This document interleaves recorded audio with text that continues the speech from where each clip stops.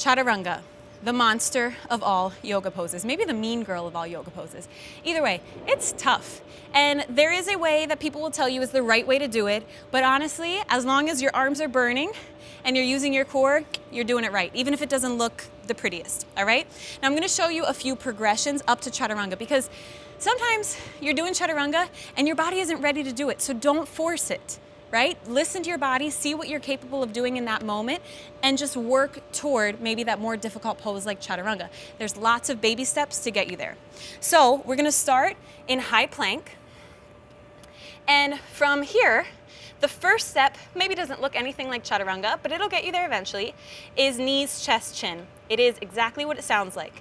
Lower the knees, lower the chest, lower the chin, and just your hips are in the air. And then from here, you can slide the chest forward and up for upward facing dog or baby cobra, okay? So knees, chest, chin is step one.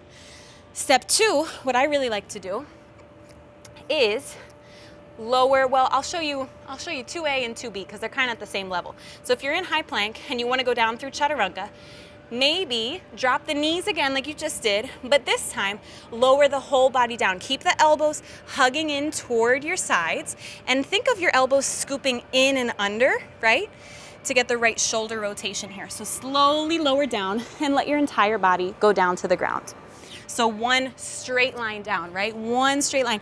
Maybe you'll start to notice as you lower down that, oh, I can't do it. And notice my hips are sticking up. Not like that, right? Think of one straight line, tailbone reaching toward the heels, and slowly lower down, engaging the core, okay?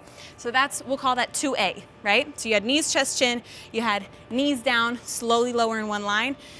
Now, next step would be starting the high plank, lowering your entire body down toward the ground. One straight line, tailbone reaching toward the heels, lower, lower, lower, hover if you can, and then let it go. Now I'm not going all the way down just because I got a microphone, but normally go all the way down, okay? Now, for the big kahuna, Chaturanga, we're gonna do the same thing where we're lowering in one straight line, but we're gonna hover at the bottom. Now listen, if you're hovering, you're using your muscles, you're feeling the burn, you're doing something, right? But there will be people that tell you the right way to do Chaturanga is 90 degrees in the arms. It looks really pretty, I will say that. But it's not necessarily wrong to not get 90 degrees in the arms. It is, if like me, you're used to hovering really close to the bottom, you'll see that it's really hard to stay at 90 degrees. And if it's really hard for you, do it. Keep practicing, build up that strength, okay? So again, for the real thing, right? Chaturanga. All right, starting in high plank, we're already in one straight line. Hug the elbows into the sides, maybe come forward just a little bit and slowly lower down in one straight line. Right here, oh, I feel it, 90 degrees. So if I want to challenge myself, I could do that. I don't want to today. I'm gonna hover just above the ground and then I would transition by pulling my chest forward and through, shoulders roll back and down into something like upward facing dog. So again, there's not a right way, there's not a wrong way. There is a really, really hard way, which is probably just the way you're not used to.